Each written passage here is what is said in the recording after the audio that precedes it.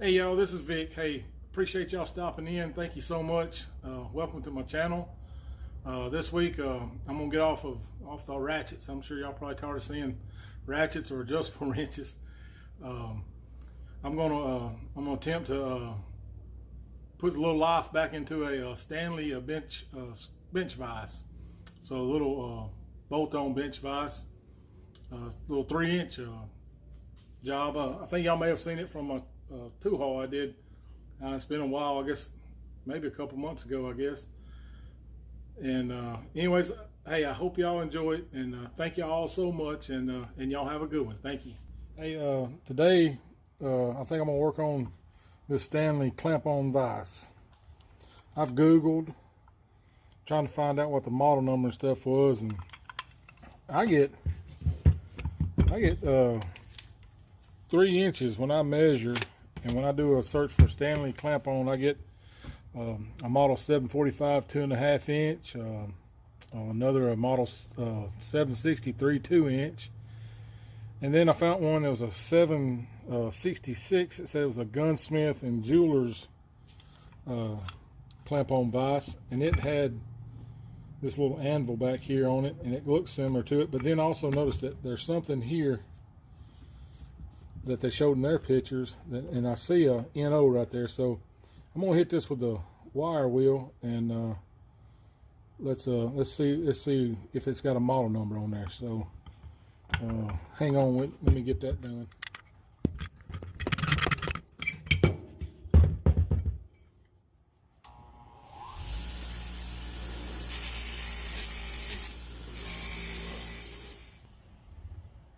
So we've got, you can barely make out, it says Stanley, made in the USA, and I think you can clearly see model 66V. So anyways, hope y'all enjoy this. We're gonna try to clean her up. I hadn't done a vise since I did that Craftsman 506.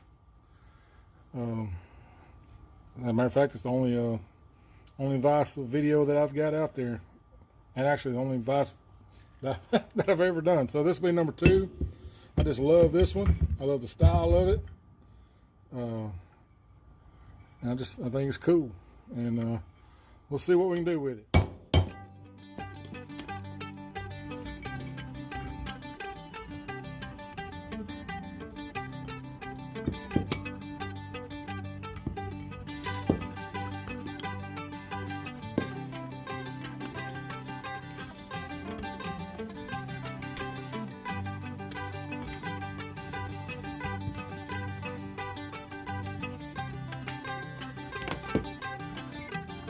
Very nice.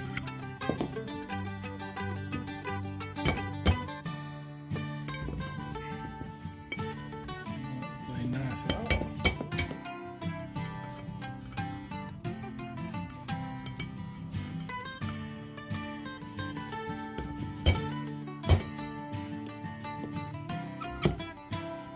I'll lift her britches up. See there? Use the right tool, Vic.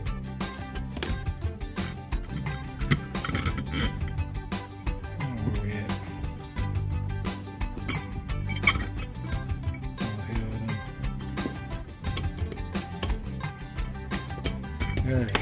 There she goes. Be fun. Get these off.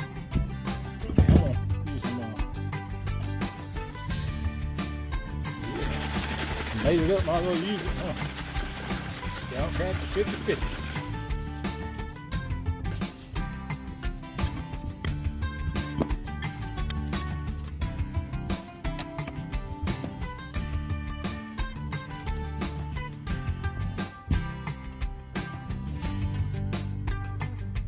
You don't need any, but I got lucky.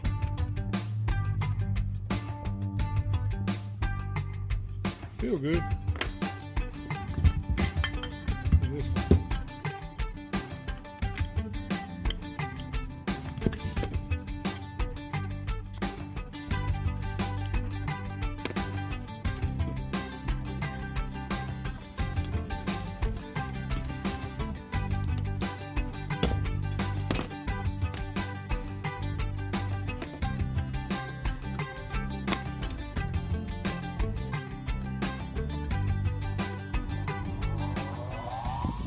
So we got post wire brushed.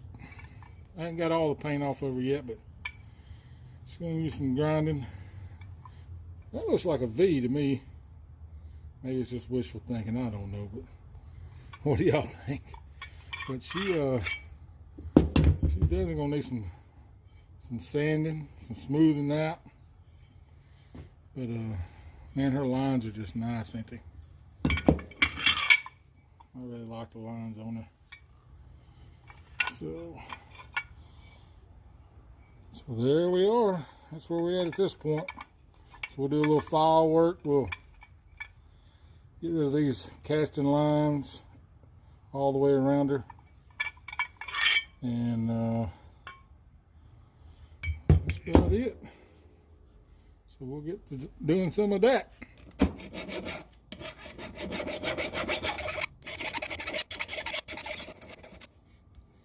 I have put a file on just about every corner there is.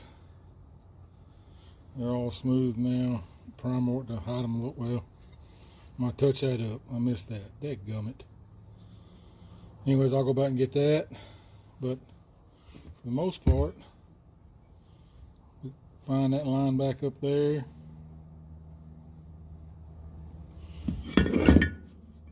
They're all smooth. I'll go back and get this and see where we're at.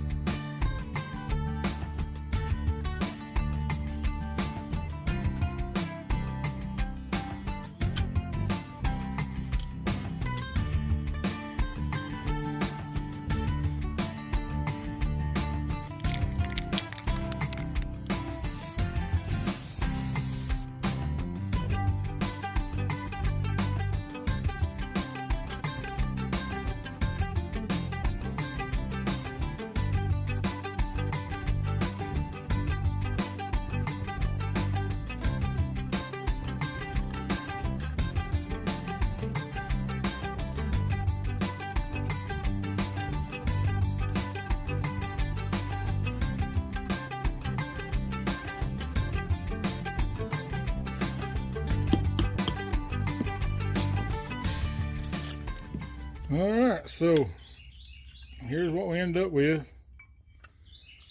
And I like her. Of course, I touched all the metal up with Chuck's paste, and I'll tell you what I did was I didn't use any machine or anything like that to put it on. I just put it on and made sure it didn't, I didn't want it to dry, but just put it on with a paper towel and then buffed it off with my rag is all I did, and found that to be the best. That's what I did. Well, that's just what I did with this one. Sometimes I'll use the little Dremel or whatever, but I think she turned out all right. And we got a ding air from me wrestling around getting that spring thing back in there when the washer and then a spring and then a little C-clip, and I lost it, but luckily I found it. And let me tell you, I didn't video it, I missed it. You see this little thing here? I took this, slid it down over the top of that thread, and then forced it all on there, and that's how I ended up getting that thing back together. But anyways, and then on the I took just my finger. This is epoxy paint. It's actually a and it's an enamel, so protective machinery. It's John Deere Yall. I hate John Deere, but anyways, I put it on my finger and then just buffed it off before it dried. This here's a paint stick, little marker. I did have to go back and touch a spot or two of it up because the flits did take it off. It's not enamel paint, so, and it was dried. But anyways, and I lied to y'all. I forgot to go back and do that. Forgot to go back and take that line out, and I'm just going to live with it because it's just the way it is. I just forgot to do it, and you can see here I got all the lines out here. I mean, it was all these, and it's a fun project. Stanley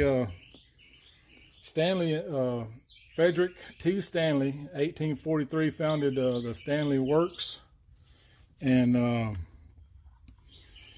I want to say I emailed finding information on these is, I mean, I had trouble. I'm not that good at it, but mine is, the model number is 766V, and I meant to put some paint in that. Y'all know me, I'm gonna have to go back and do that. But and I'm pretty sure the V stands for Victor. So couldn't find out when. I couldn't get the cookies to work on Stanley's site for their timeline, but anyway, somewhere down the line they bought Victor Vise Company out of Springfield, Ohio, I think. But then anyways, they purchased it. That Victor company, y'all probably know, makes Jersey Vises, and these look similar to those. And then Stanley ended up keeping the Victor line, which is great because I am Victor. So it's pretty good. So I'm pretty sure that's what the V stands for. Y'all let me know if it ain't. This here was so deep, it's gouged, and you can tell that what it looks like. It looked like a stamped V in there. That's why I was so excited earlier. And but I didn't video. I did use the flat disc on the tops of this, and got it to a point, and then I hand sanded everything out to, I think, 800 grit. So anyways, hey, I hope y'all like it. Thank y'all all so much, and I don't think it's too bad for my second Vise. Hey, thank y'all. Y'all have a good one.